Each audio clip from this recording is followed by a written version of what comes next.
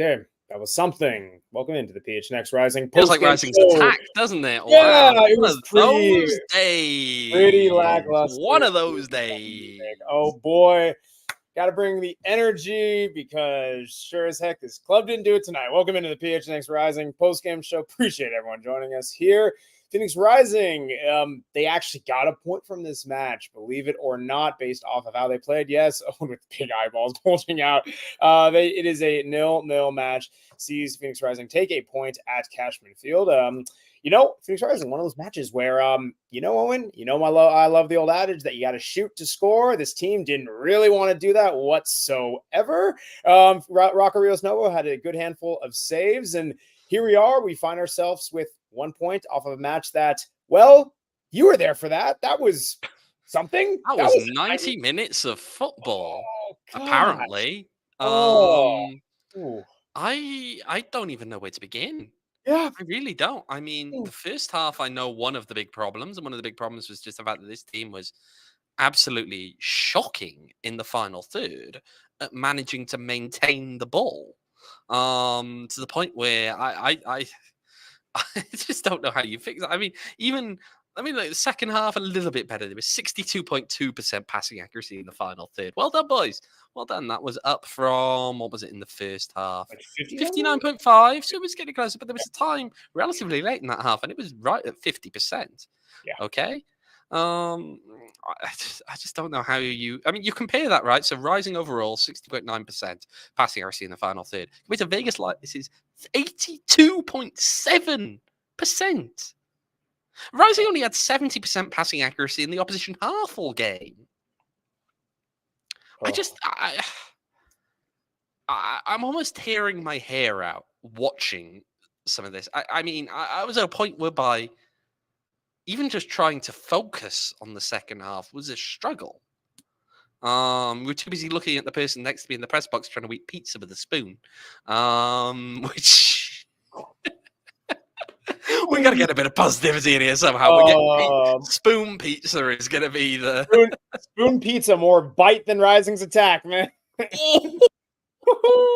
Shoot. Oh wow. Okay, Max. Okay. Oh gosh, no, that was it was tough. This was just a bit, mate. Just a bit. It's putting it lightly. I think it's one of those where, again, this is something where we've been saying it all season. This attack, we've been saying to say lightly, this attack needs work. And I think, often it has been boiled down to, okay, in the final third, you need a bit of sharpness. Hope things come along, but it's been lacking from match to match all season. Ryza has not really been able to put, back-to-back performances of sustained attack throughout the season. We have not seen that attack really even show up for the last handful of matches. Again, we already went over last week. It was, 2 losses, really tough, where you just didn't get much showing. Yes, there were a few goals, but it was just kind of sprinkled in between there. And then you get to a match like this where was the attacking third there? No, it was not. But realistically, this was something where all over the pitch, outside of Rocco Rios Novo, you didn't really have much to brag about on that one. Yeah, you know what I'm going to tell you now? I'm going to give you a stat. Hit me. Let's have a look. 1,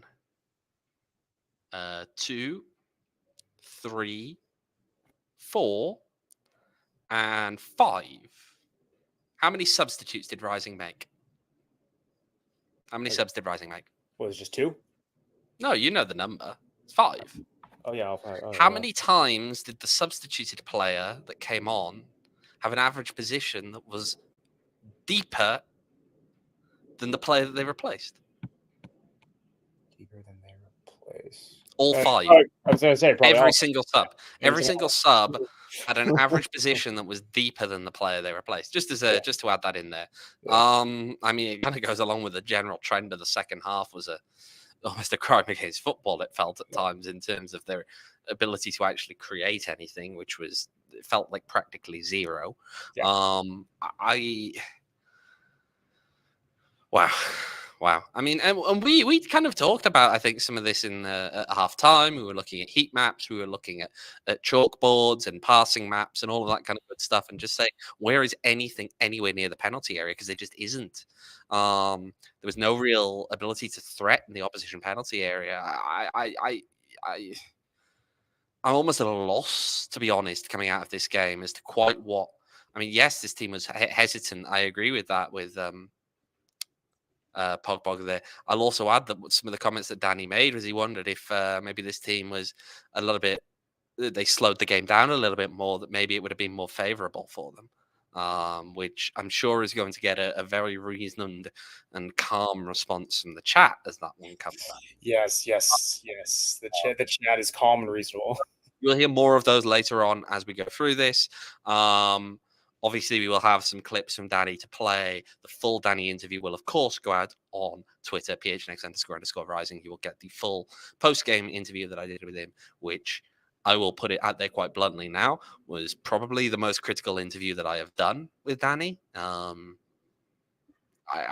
mean, I don't think there was any way that you come out of that game and not have a lot of critical questions to ask, because it was just not good. I don't know. I will add here, Goalie Man Pat saying about the players even together enough for players only meeting to do anything. Seeing quite a lot of bickering on the pitch, more so than you normally see in a match. The comment from Danny on this, and he kind of put this to him as well. You'll hear more of this if you watch the full interview on Twitter after the show. But the comment was more along the lines of, well, they're very frustrated with the way that these games are going to an extent, but that it's understandable and it's not anything necessarily to be overly concerned about. I mean, I framed that question in the sense of it looked like some of the guys coming off as subs looked a bit frustrated. And he was like, yeah, well, that's relatively natural. I mean, I get that, but it's still it's a very awkward position, I think, this team is in at the moment. This look, right, I've kind of said this in the past, and I'm gonna reiterate this now. Is it time to smash the panic button right now? I don't think it quite is, but that doesn't mean there aren't dark clouds in the horizon that you have to pay attention to. I understand that there's a lot of talk, obviously, about the players are together, all of that, and that's very much the public face of things. They're not as together as last year. It's just I'm sorry. I'm not even going to countenance the possibility that that's not true. I mean, and this isn't speculative, right? Okay, as everyone I think knows, no matter what position they are, we talk to a lot of people. We know a lot of people around this club, in this club. I mean, some guys will. I know we've had comments back at us before about sometimes to be being overly negative about this or about that. Trust me, as always, we hear a lot of things. It's not always pretty. Just bear that in mind, right? As I say that there are storm clouds on the horizon. Yeah.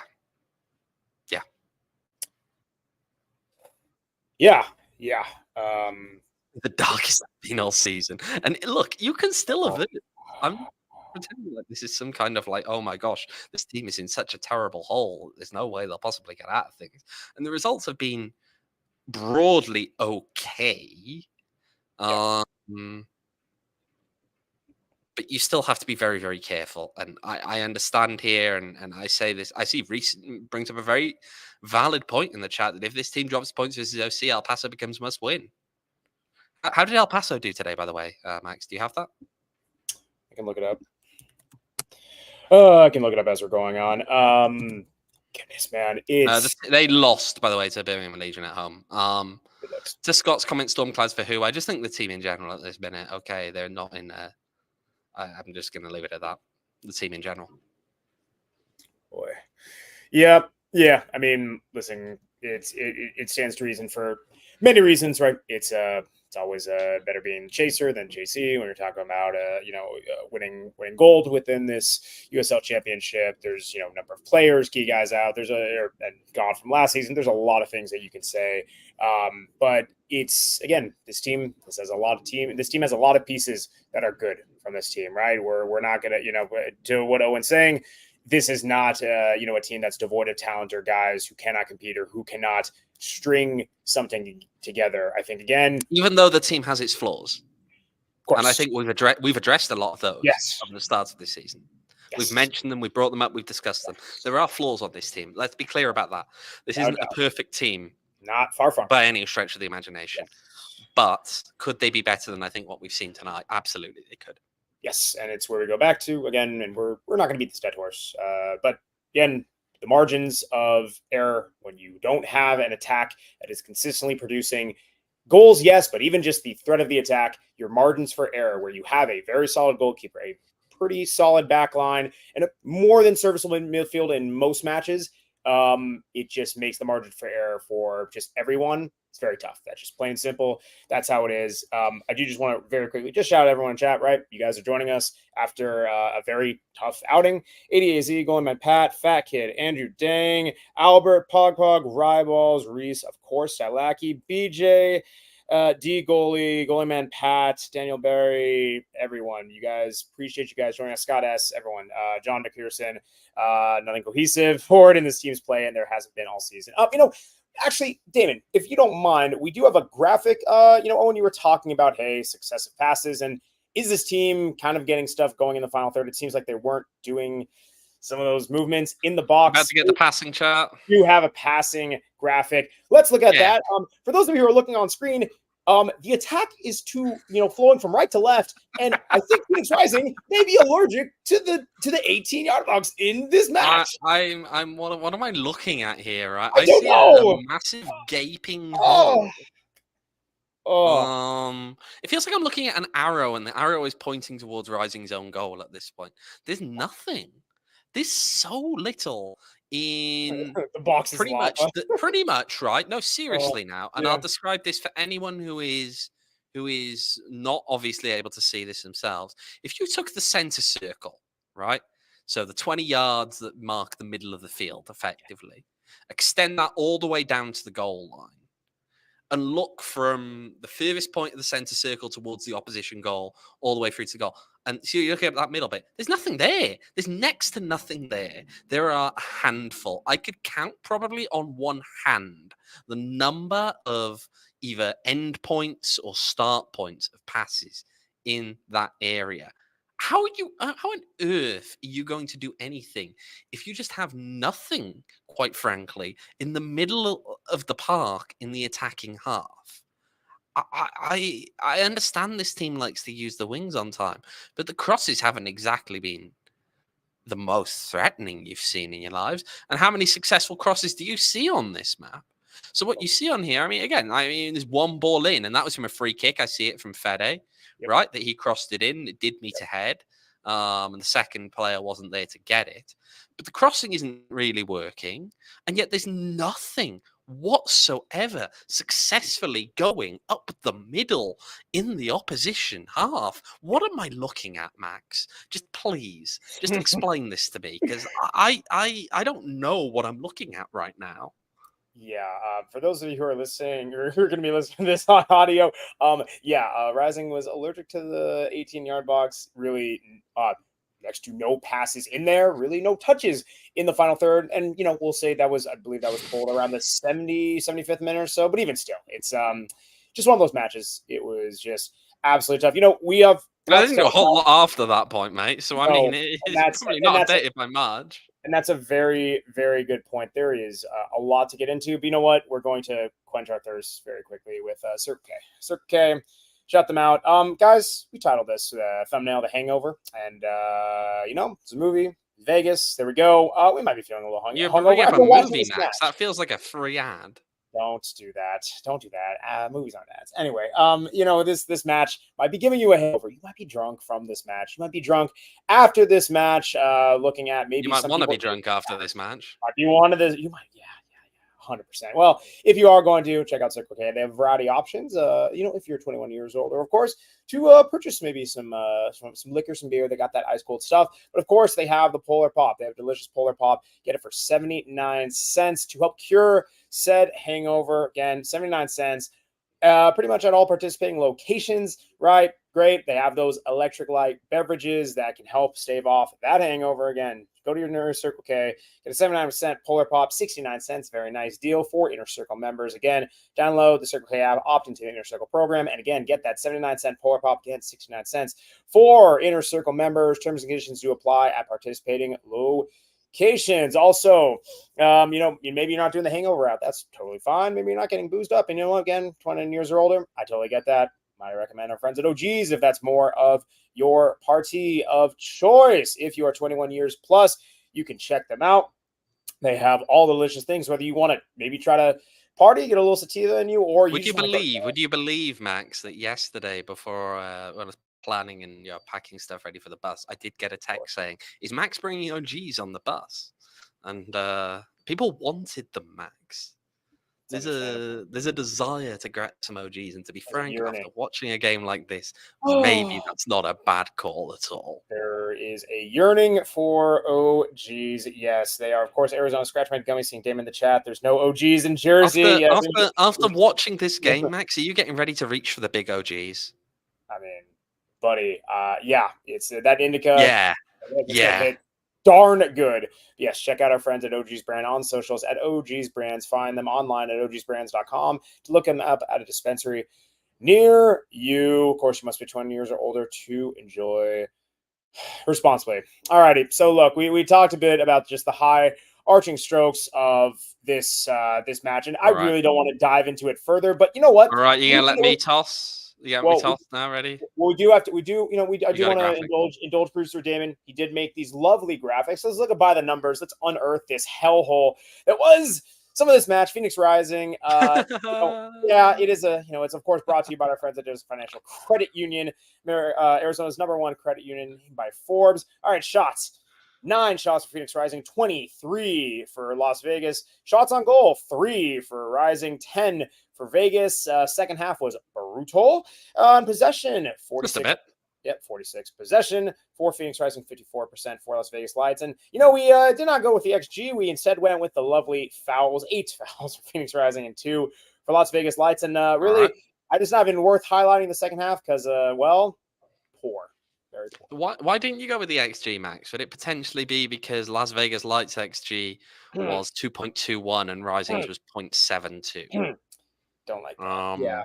Yeah, that feels like it. I will add here that as you look at the XG and you look at some of the opportunities that Rising had there in terms of cleared off the goal line, it did look as though it was cleared off the goal line, to be fair. From the photo evidence that I've seen from on the ground, it looks as though it didn't go in the net. I know that was a very tight one. Max, have you got any other graphics you want to do before we quickly kick to interview clip? We do have one. Listen, guys, Rocco Rios Novo was absolutely crushing it tonight. I mean, again, listen, these are the reason why Rising can take home a point from this match and don't have to walk away with anything or with nothing, excuse me. But, a match like this, uncertain times, we need to call for uncertain man of the match. Damon, hit the graphic. Our man of the match tonight is the VIP nachos. This is the first time that Owain got food at Cashman Field as a press member since 2019. Was not as sloppy as tonight's performance. And Owain, the people were asking, was it better than the spoon pizza? No. All right, we move on. Right, you know what? That's enough of the food talk, which is a nice distraction from the football, but it's not enough. Let's quickly toss this one because we've got a video here. The overall thoughts from Rising head coach Danny Stone. Let's take a quick listen. It was a tough game, very, very physical game. A game that demanded a lot from us. I think to come away with a point at the end is a good point. and the players put in a real shift tonight. And it was a difficult away game, which we knew it was going to be. And the way that Vegas play with a lot of the fluidity with the front two is always a tough task to deal with that. And there's times in the game where you feel you don't have a lot of the ball, and that's okay. I thought overall we'll be pleased with a point. I think in terms of where we could do better in that game, I think some of the in possession part of the game, I think we could have just calmed the game and slowed the game down a little bit more and kept longer spells of possession. I think that would have made the game slightly less physically demanding if we'd been able to do that. But again, I give a lot of credit to the players for putting in the work and the shift that they did there tonight, and they fought when they had to, they defended the box when they had to, and to come away with a point again at another tough away game is I'm pleased with that overall. Obviously, the away fans right behind you. I'm sure you could hear that some of them weren't too pleased with the performance overall. Do you understand where they're coming from? Yeah, well, what I'm saying about the in possession part, I think that's the part where we look at it and the game feels different when you have longer spells of possession with the ball, and that I think is the area where we can do better than that. And we're a good team in that regard when we play well. I think we probably weren't at our best in possession tonight. Few too many unforced errors, and that makes the game look disjointed, which obviously it creates more transition moments, and when the transition moments are too frequent, that's when the physical load for the players becomes a lot. And like I say, there's some tired legs there tonight, but I give them a lot of credit for coming through that and putting the shift in and doing the work that they had to come away with a point. Yeah. Any thoughts on Danny's comments, Owen? I'll let the chat interpret that as they will. Yeah, I mean, there's a lot there, but let's move on. Fair enough. Well, shout out our friends at Four Peaks. Heard a certain PHX Rising host was buying some beers on the bus. There were some stickers allegedly that were out there. There we go. Check out the Bad Birdie Juicy Golden Ale from our friends at Four Peaks that people were drinking on the bus. Good times there. Check them out at Four Peaks Pub and at Four Peaks Brew to keep up with the latest and greatest going on at Arizona's hometown brewery. Of course, you must be 20 years or older to enjoy responsibly. Also, you can get beers at our friends at Valley Taproom. Check them out. 2 locations, Gilbert and Queen Creek. The outdoor spaces, boom, patio, wine slushies, beers, all that great stuff. Again, check them out on social at Valley Taproom and online at valleytaproom.com. It's a tough night, man. And here we are. Absolutely. All right, guys, we're gonna get out of here. We got a lot going on. Catch us next One week. last video quickly. Yes. So I know some people have been talking, and they were talking a lot earlier up in the chat about things like some of the fighting the players, and do they want to be there? Do they not want to be there? There's one little video again that we just want to play. It's the last bit that I got out of Danny today, and really sets up well for, I think, if you want to go watch the full interview, it will be available on Twitter later. But let's have a listen to the last clip we got here from Danny.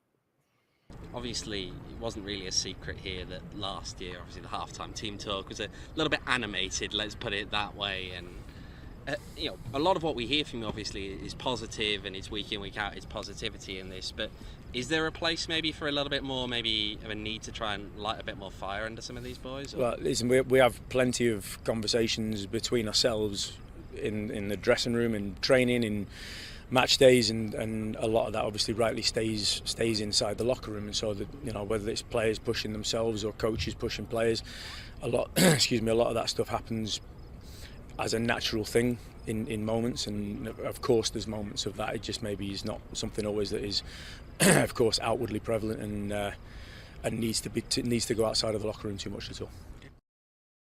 Okay, there you go. Reminder, the full interview will be available on Twitter, PHNX__rising.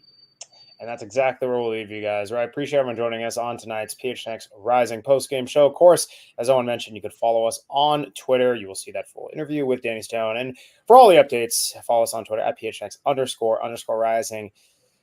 Don't even have anything for tonight. There we go. You can follow me on Twitter at Max David Sims. You can follow Owen on Twitter at OJEvans18. You can follow Stat Like Your Reese at Reese11 _. You can follow Damon Dog on Twitter at DamonDAWG. Follow Jacob Franklin somewhere. He's texting me about what tonight was looking at. Here we go. It's a beautiful game, but it's way more beautiful when we leave Vegas and don't come back for a year. Good night. We all silly like the mayor.